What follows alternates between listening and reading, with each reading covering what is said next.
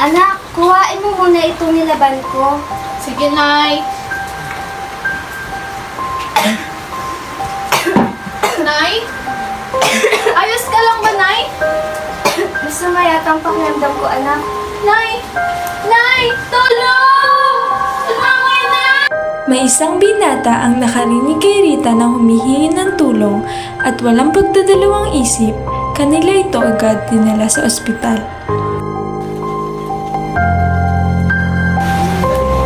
Ang inay! Naimatay!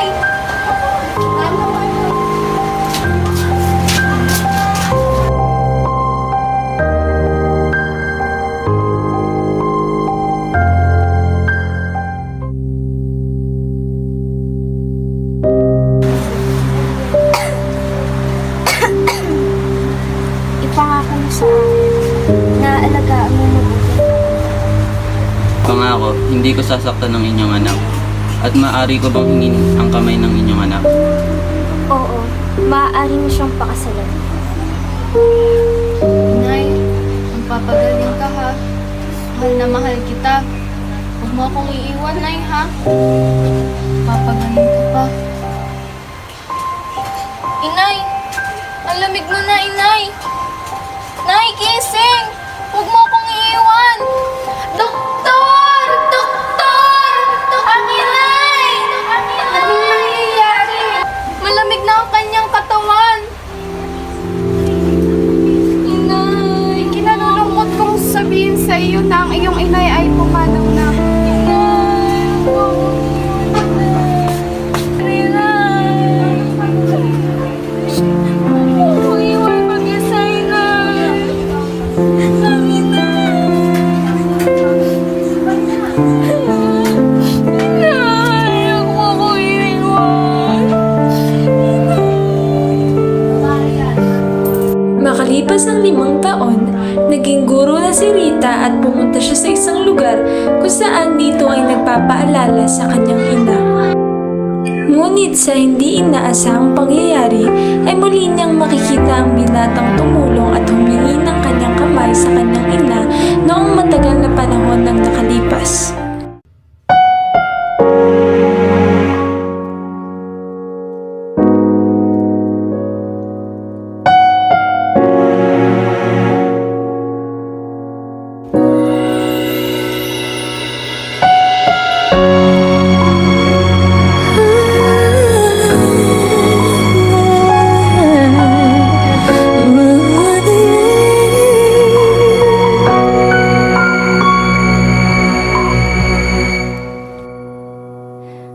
Two old friends meet again, wearing older faces, talk about the place. Naalala mo pa ba ako?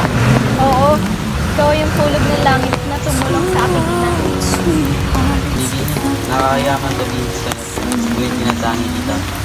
Tanging nararamdaman mo rin ang nararamdaman ko para sa'yo. Oo, tagal ko tong hinintay. Ngayon at nandito ka na.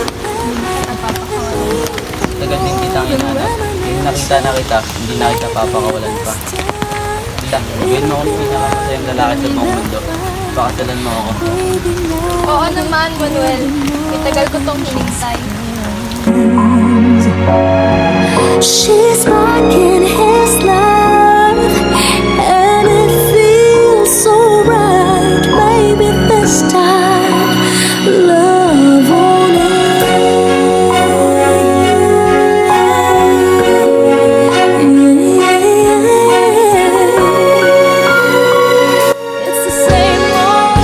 Ang kanilang pagmamahalan ay nagbunga, kaya't nagkaroon sila ng isang anak.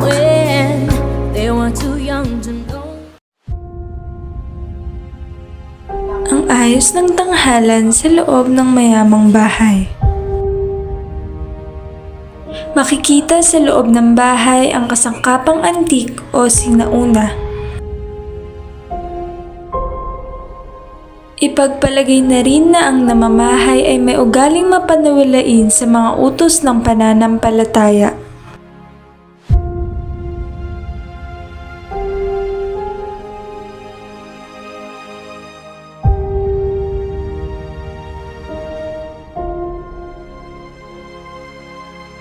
Pagkaangat ng tabing ay makikitang nakaupo at nag-uusap ang magpinsan na si Don Cristobal at Don Archimedes.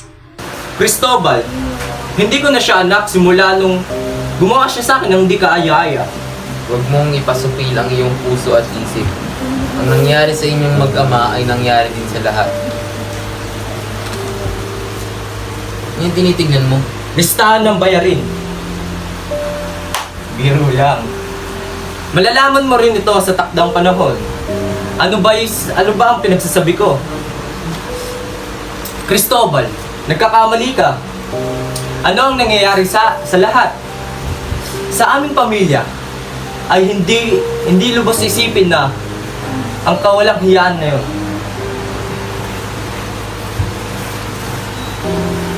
Dahan-dahan lang. Hindi ako makapagdaan-dahan, Cristobal.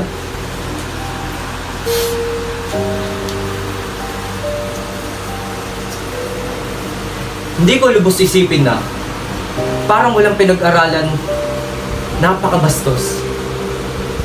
Unahan mo lang yung boses mo. Baka isipin ng kapitbahay ako yung minumura at pinagsasabihan mo. Tama ka naman. Hindi katakataka ang kanilang ginawa. Dahil nagmamahalan silang tunay. Nag-iibigan? Hindi mo ako naiintindihan, Cristobal? Gusto kong makausap si Manuel. Okay. Sige. Manuel, gusto kong makausap ng ama mo. Pumunta ka dito.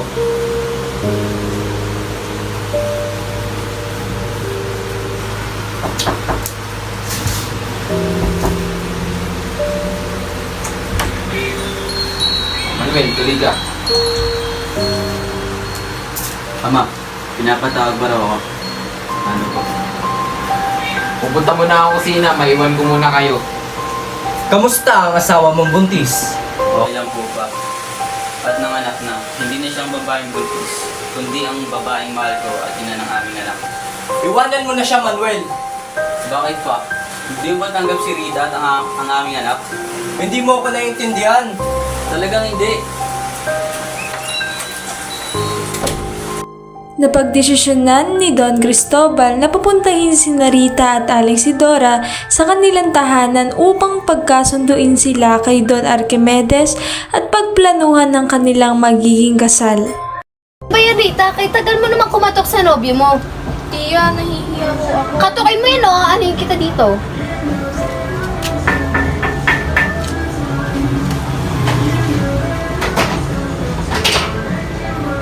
Magandang araw po. Pasok po kayo.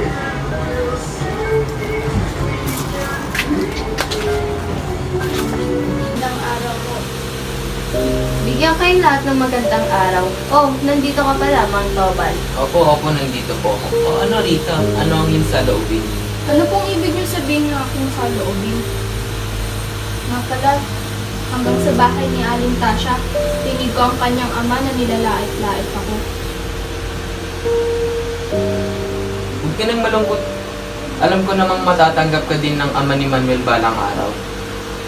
Rita, Huwag kang malungkot, Rita. Narawat pa't naririto ako, ipagtatanggol ka kahit kanino. Hindi ako papayag na apahin ka ng kahit sino, kahit sama pa nito. Gusto ko makausap ang ama ni Manuel, hindi ikaw, Mang Tobal. Huwag kang mag-alala at agad kong ipaparating sa kanyang ama. O ano ang gagawin natin dito? Ba't pa tayo na parito kung hindi naman tayo kakausapin ng ama mo, Manuel? Rita, Che, huwag mo akong matiya-tiya. Ayoko maging tiyang hilaw. Hindi mo ako tatawagin tiya hanggat hindi kayo naikakasal. Tandaan mo yan, Manuel. Tia, huminahan muna kayo kahit Manahimik ka, Rita. Gusto ko makausap ang ama ni Manuel. Don Archimedes, bumaba ka nga dito. Oh, bakit kayo naparito? Anong ang sadya niyo? Magsiyo po kayo. Opo na po kayo. Kayo pala ang naririnig ko na nag-uusap-usap dito. Ano ang iyong sadya? Oh, bago tayo magkalimutan. Pasensya na Rita sa mga aking mga nasabi sa iyong ina at pati na sa'yo noon. Opo, at sana hindi na kung mauulit yun. Ano ba ang mga napag-usapan niyo, Aling Sidora? Pag-usapan namin ang tungkol sa kasal ni Manuel at Rita. Kailan niyo ba gustong ganapin ang kasalan niyo? Sa lalong madaling panahon para sa apo natin. Sige, pumapayag na ako. Ako nang bahala sa gastusin. Maraming salamat, Don Archimedes. Paano ba yan? Mauuna na ako at Sige. magtitig na pa ako sa palengke. Mag-iingat kayo. Tara na, Rita. Maraming salamat po. Walang anuman. Naging matagumpay ang kanilang pag-uusap at tuluyan na ngang magaganap ang kasal ni Rita at Manuel na may basbas ng kanyang ama.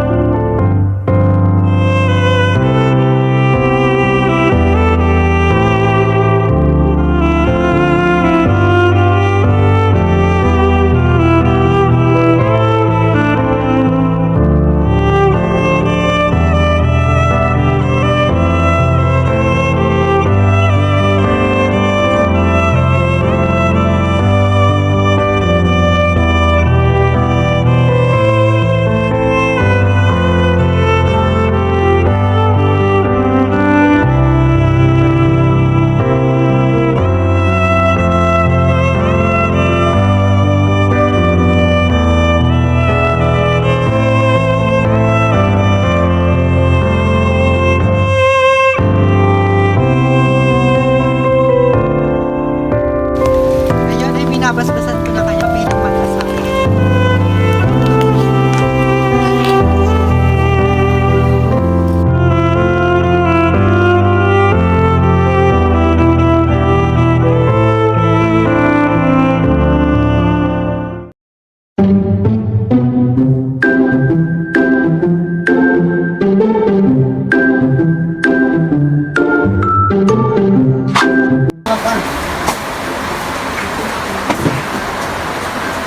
Gising na, hoy!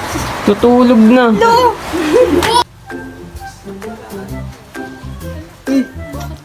Mga tao. Doktor! Doktor, tulong! Ang inay! Inay! Huwag mo kong iiwan, inay! Wala sa akin yun! Nadaan na! Gising na yung patay. Kaya nga! Doktor, tulong ang inay! Dok! Nangyari?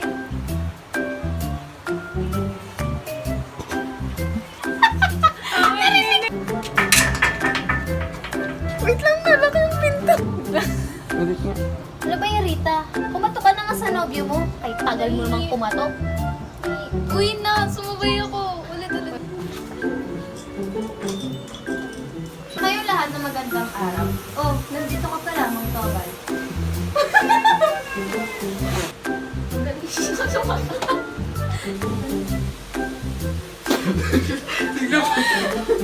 Saan yan? Rita.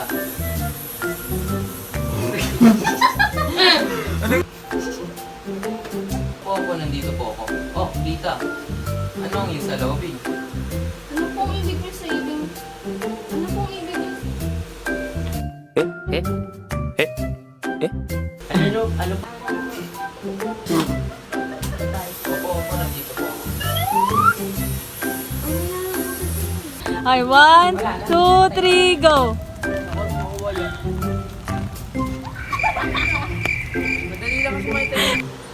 Manuel, huli ka. Parang gugi. Hindi. Ano nang tao? Natatawa ko to hindi sa lahat. Mayon ko muna kayo. Tama na ako si... Sayang. Baliktad ang putik. Isa pa.